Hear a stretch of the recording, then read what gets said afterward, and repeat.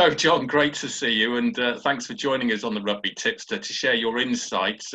Just like to say that Jon doesn't advocate betting in any way, but is obviously well versed in this championship and international rugby in general, having played for England and having played in what was then the Five Nations, including England-Scotland, which is one of the games that we'll be looking ahead to. Pretty tasty one, that one, Jon, isn't it? Yeah, probably the game of the round for me.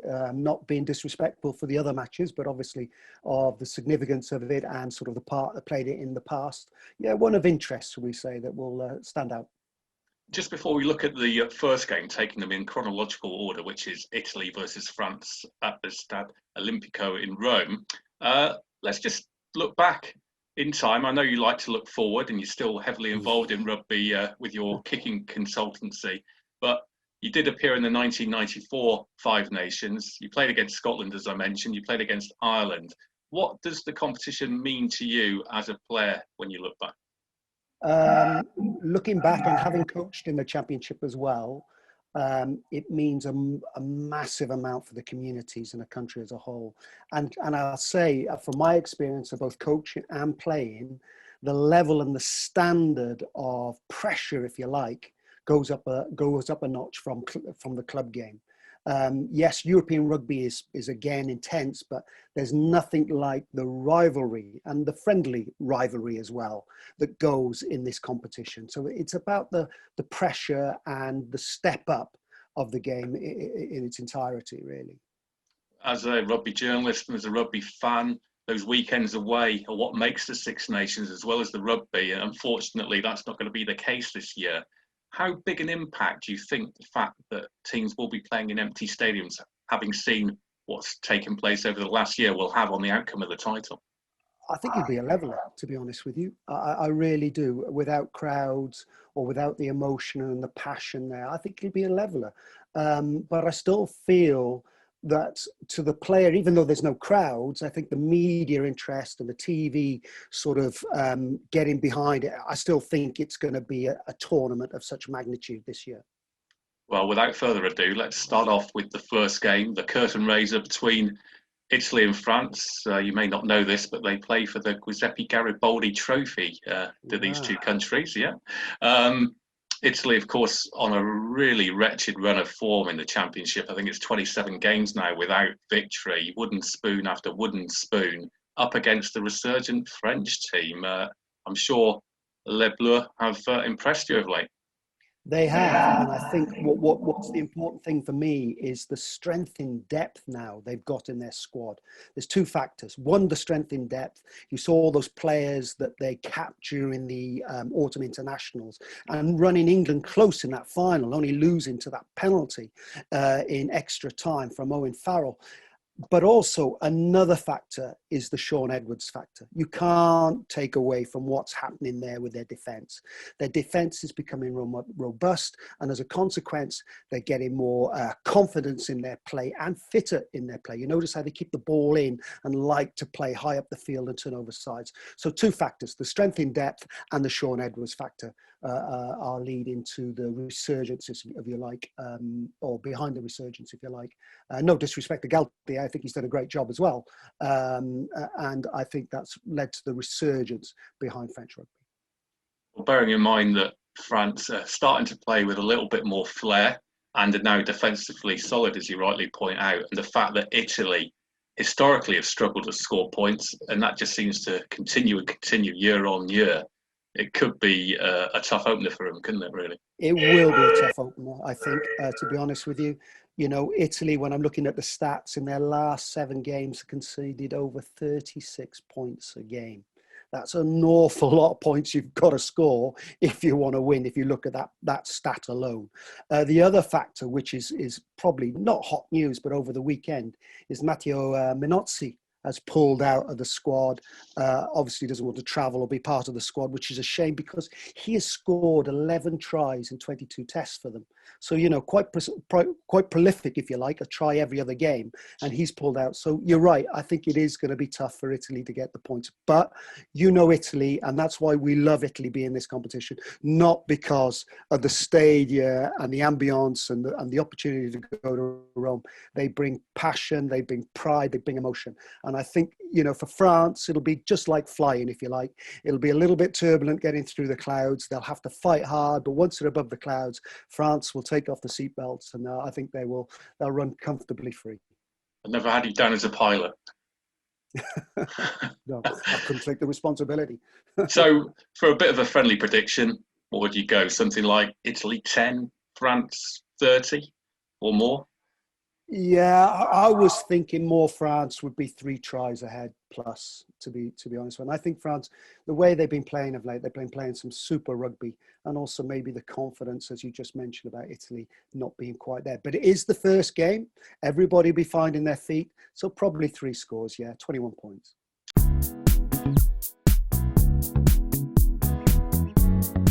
And then on to the other Saturday game, which is arguably the biggest game of the weekend, England versus Scotland. Now, you've been involved with the RFU and with the England camp before, and England have had a very disruptive build-up with Eddie, Matt Proudfoot and Simon Amor having to isolate. How big a deal would that be, in your opinion? I think it's not ideal, but what the RFU have always done, and I think they've done it well in the pathway, is creating what we call speed bumps, moments that upset the rhythm of things. And I think Eddie's been good at that in the way he coaches the players. He challenges the players to think outside the box and come up against the unexpected. This will be just one of those challenges for them, I think, is that how do they manage themselves without their leader, so to speak, or a couple of their leaders not being there. I think it's an interesting time for English rugby, and in particular what's happening now with COVID because of the surrounding financial things as well. I know that Eddie and the players will just want to focus on the rugby. So I think he'll look at it and think this is a great opportunity to challenge the players, challenge their leadership, and see how they respond to it. Why do you think the game will be won and lost? This is one for the purists, in my view. I don't think we're going to get a 38-all game that we had 2 years ago, which is a shame because the rugby was sensational. I think this game's a one for the purists. If England get that line out and domination and the penalties from that and kick to the corners and drive, then they've proven with Cowan Dickey and Jamie George that they're a handful to stop near the line. Now, if Scotland come out and say, right, our discipline is going to be such, and we're not going to give away lineouts or drives away in our 22, and we'll keep the ball in play. And then perhaps we'll rely on the likes of Jamie Ritchie and Hamish Watson to turn over the ball in the loose. And then maybe, just maybe, Finn Russell has one of those games where everything he touches turns to goal. I think this is going to be a fascinating game and hopefully a great game for the neutral to watch. A couple of bits of team news have just come out. England will be missing 2 Joes. Joe Marler for personal reasons. Obviously understandable that some players don't want to be away from their family for so long in a bubble. And Joe Launchbury through injury. And you get the feeling whenever Joe Launchbury plays for Wasps, they play 10, 20% better. Do you think those 2 will be missed? Oh, absolutely. Absolutely. And again, those 2 players are established, if we what I call leaders, I acknowledge not leaders as captains as such within the England setup, but they're leaders with experience. They've been around the block. They know the game inside out. And you know, when this, I believe this game is going to be about small margins. And I think 2 of those being involved will certainly have swung the margins England's way. That may open up a little bit to Scotland, and that gives them a little bit of hope. We'll only wait and see. The other one, and we're not going to get into a conjecture. We're not going to debate this about Carl Sinclair, what's happened and why he's not involved, etc., etc. I'm not really interested about that. But I will say, as a rugby player, he makes a lot happen for England with his work rate, his carrying, the drive in play, his pick and go game, so to speak. He adds a lot to the game, and I think he'll be missed. You talk about tight margins. Sounds like you're edging towards a very close game on the scoreboard, and it didn't get any closer. Let's just go back in time again when you kicked England to victory at Murrayfield, 15-14, last kick of the game. The referee's whistle goes for the end of the match, and the English players, and Jon Callard in particular, are absolutely overjoyed. What on earth was going through your mind there? At the time, I'll be perfectly honest, I haven't got a clue. I remember getting a shot at goal. I missed a couple in the game already. I was struggling a little bit with a sort of tight hamstring. And I just, at the time, as a sportsman, you're just in this bubble. You know, you just go through your process. You're hoping that you put a good swing on it, and then the rest is history. I was very fortunate, I would say. Nevertheless, it could have gone either way, and I was fortunate to come out on the winning side that day.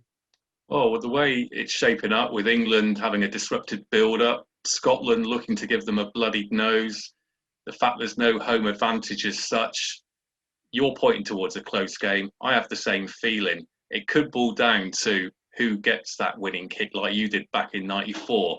Now, out of the two, Owen Farrell or Finn Russell, who's probably going to be Scotland's mainline kicker with no Adam Hastings, maybe Stuart Hogg will have the long-range attempts. You'd bank on Farrell, wouldn't you, coming out in that duel? I think so. And just to put support your argument a little bit there, but to support your argument a little bit there, Owen has had that in the last international that England have had, going deep into extra time. He's missed a couple for him are bread and butter, but that happens to everybody. Langer misses that putt, or Tiger Woods misses this putt, and this guy misses that penalty. It happens to the top sportsmen, but it's how you bounce back.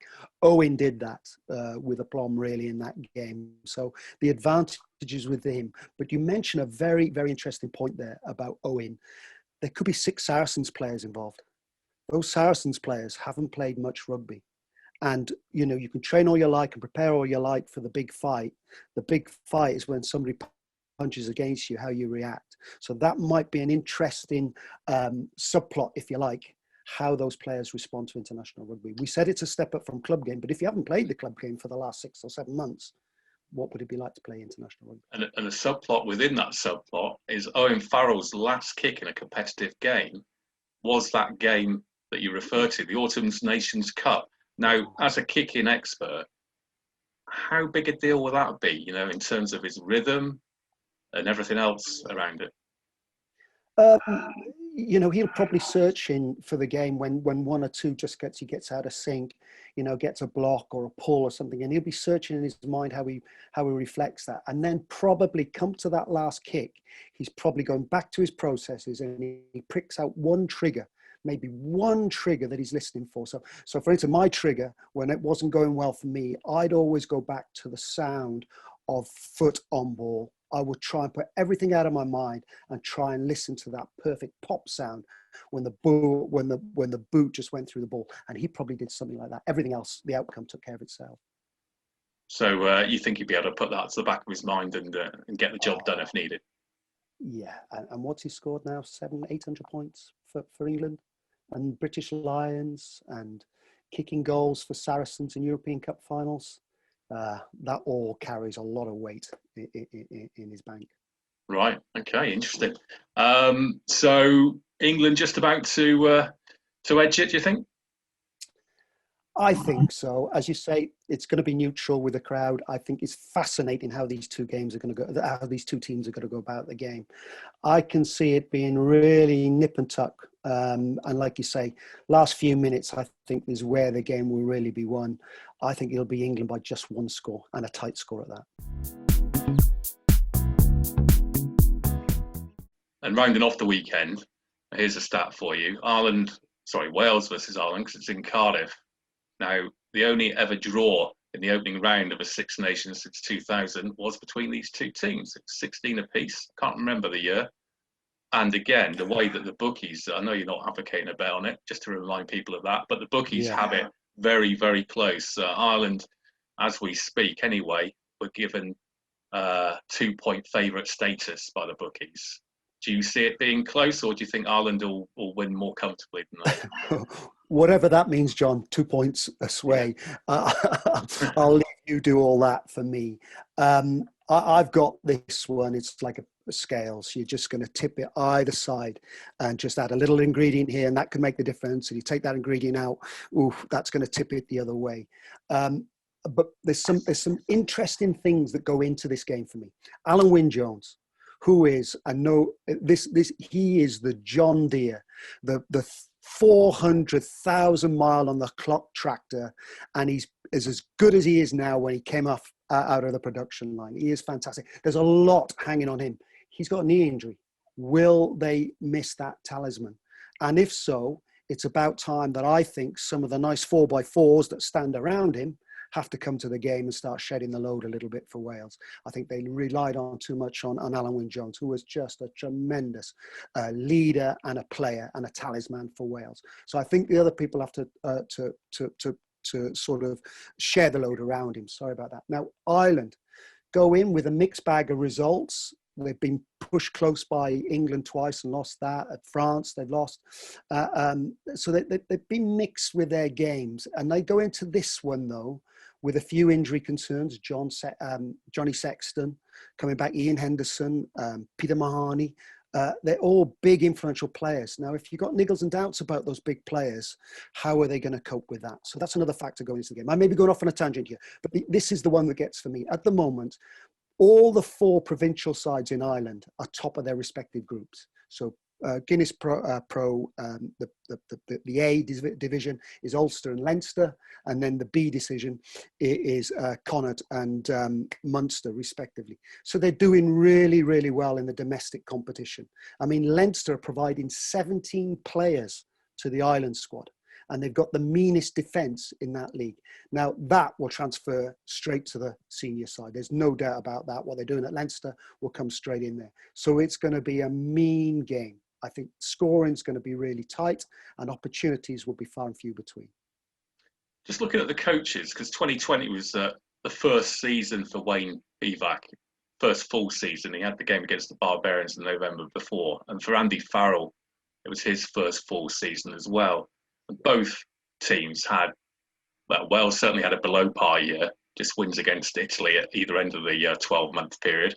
And Ireland didn't beat the teams that they would have hoped to have beat, and their displays weren't that great against the likes of Georgia.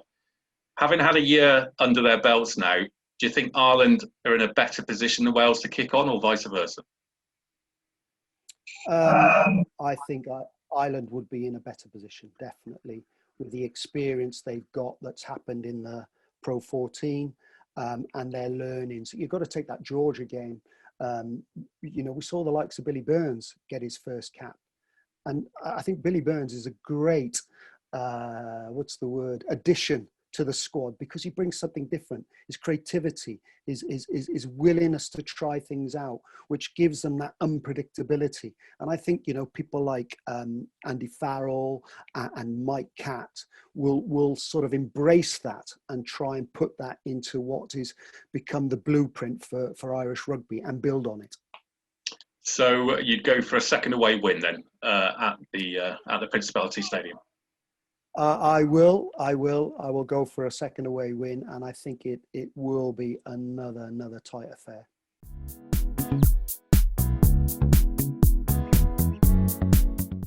Brilliant. Thanks very much for your time, Jon. I hope you enjoy the championship, and if this hasn't been too painful for you, hopefully you'll come back and join us again looking ahead to round 2.